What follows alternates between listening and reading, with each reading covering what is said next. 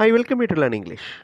இந்த சேனல் வீடியோஸில் எல்லாத்துலேயுமே சிச்சுவேஷன் பேஸ்டில் ஸ்போக்கன் இங்கிலீஷ் ப்ராக்டிஸ் பண்ணிகிட்டு இருக்கிறோம்.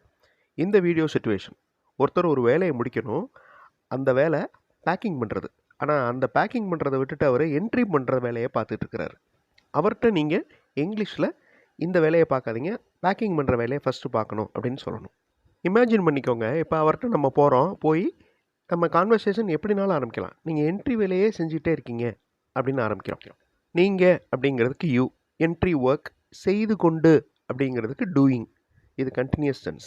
இருக்கிறீர்கள் அப்படிங்கிறதுக்கு ஆர்.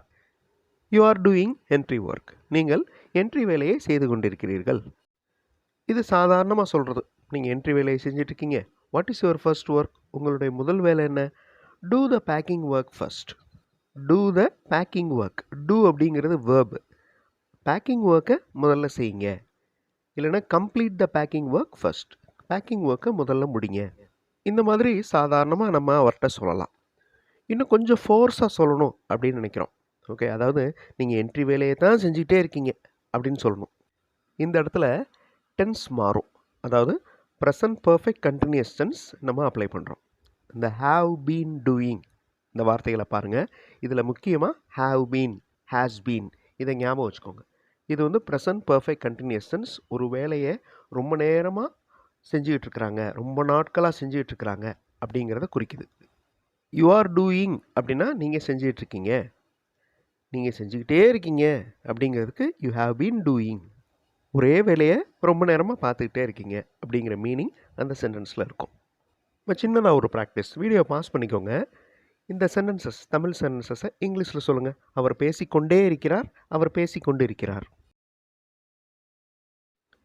Has been.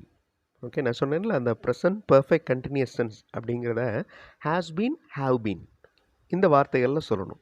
அவர் பேசிக்கொண்டே இருக்கிறார், ஹி ஹாஸ் பீன் ஸ்பீக்கிங். அவர் பேசிக்கொண்டு இருக்கிறார், he is speaking.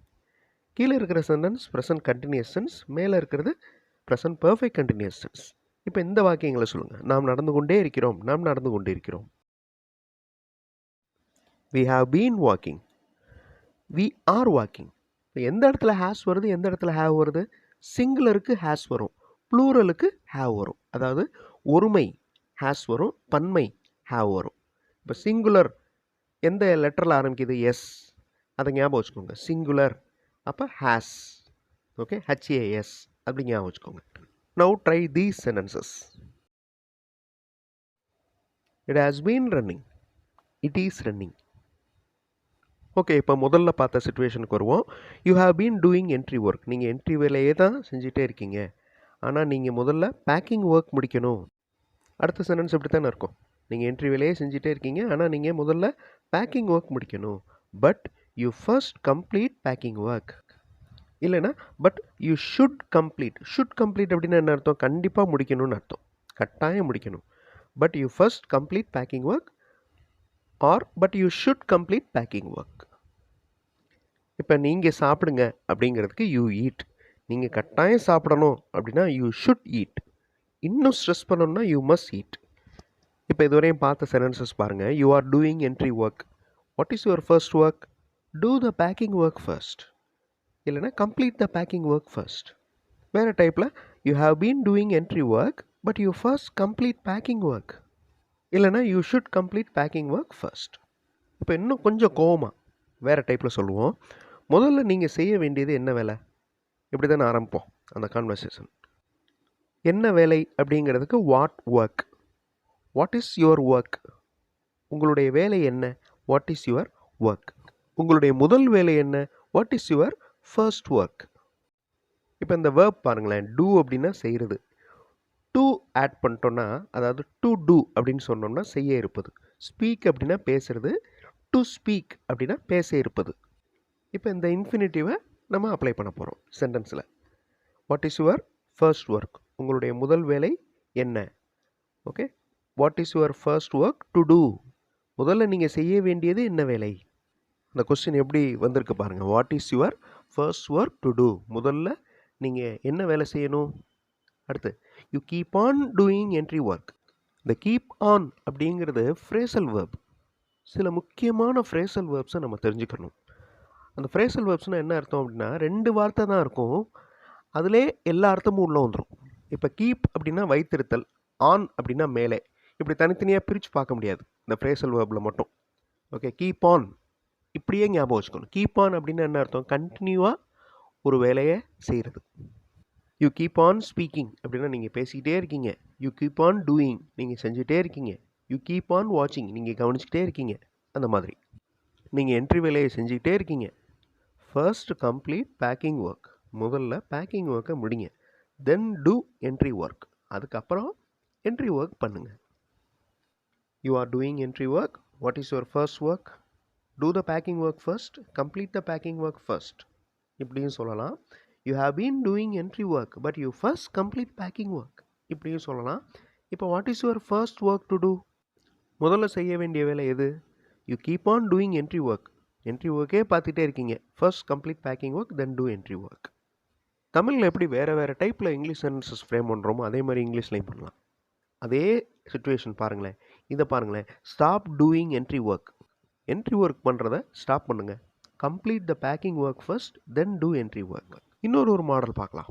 Okay, instead of doing entry work, இந்த இன்ஸ்டெட் அப்படின்னா இதற்கு பதில். Instead of doing entry work, do packing work first. After completing முடிச்சதுக்கப்புறம் டூ தி என்ட்ரி ஒர்க். இன்னொரு எக்ஸாம்பிள் பார்க்கலாமா? Don't do entry work now. இப்போ பண்ண வேண்டாம் என்ட்ரி ஒர்க்கை. First complete the packing work. இப்போ இதே மாதிரி இன்னொரு சுச்சுவேஷன் சொல்கிறேன், அதுக்கு நீங்கள் இங்கிலீஷில் ட்ரை பண்ணுங்கள். ஸ்டூடெண்ட்ஸ் எல்லாருமே பேசிகிட்டே இருக்காங்க. அவங்களுக்கு நிறைய எழுத வேண்டிய வேலை இருக்குது. எழுத வேண்டிய வேலை இருக்கிறது. அந்த டு டூ அது பார்த்தோம்ல, அந்த இதை அப்ளை பண்ணணும். அவங்கள்ட்ட பேசுகிறத நிறுத்திட்டு எழுது அப்படின்னு சொல்லணும். இப்போ நீங்கள் இந்த சென்டென்ஸை இங்கிலீஷில் சொல்லுங்கள். நீங்கள் ரொம்ப நேரமாக பேசிகிட்டே இருக்கீங்க.